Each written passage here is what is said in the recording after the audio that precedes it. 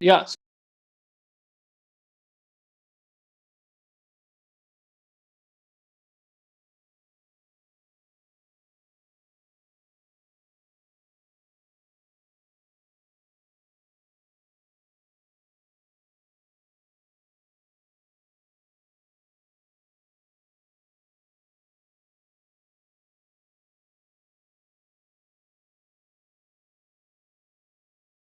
So this is me, 10 years of experience into digital marketing. I just started with digital marketing, managed Ratan Tata's personal social media. I launched the world's fastest electric car, that's Batista by Automobili Pininfarina last year.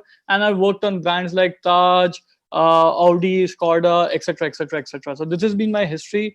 And um, so here's the question. And this question comes a lot, okay, comes us a lot in a free course, in a paid course, in all the courses that we have. Will I get a job if I do this course? Or will I get a job if I do that course? Well, my answer is you will get a job if you apply what you have learned. And what do I mean by if you apply what you have learned? So what happens is people who are hiring you, they are hiring you because in your resume you have claimed that you know XYZ things. Okay. So in your interview round, they will ask you those questions. For example, if you go for the interview round and let's say you go for an interview round for a social media executive or a social media specialist or search engine specialist, okay, they will ask you questions related to that. You might have certificates, but they will still ask you for questions. And if you are not able to answer those questions, you will definitely fail. So whatever courses you are attending, paid or free, ensure that you learn and you practice, because that's the only way you remember.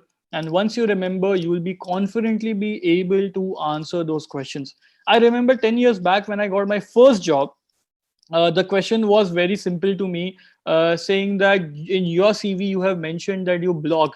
What was the last thing that you blogged about? I did not even remember that I mentioned blogging in my CV. Okay, and the blog that I had created was 2 years old, 2 years back. Okay, it was never updated, and that HR actually went. She actually went into her computer and she searched for that blog, and she said you have only two blogs. Okay, and those two blogs, the last update happened 2 years back. So that last update happened 2 years back, and so you how do you say that you are into blogging? And you know what, here's what I did. This was a make or break for me. This was a make or break for me. And my answer was very simple. My answer was, ma'am, actually I'm a fresher.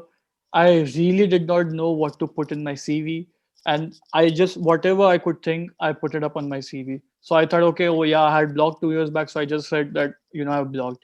And she laughed over it. Okay, she laughed over it and she said, I respect your honesty.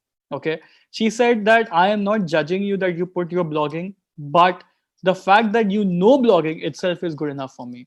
So it is really important. It is really important that you are honest in your CVs.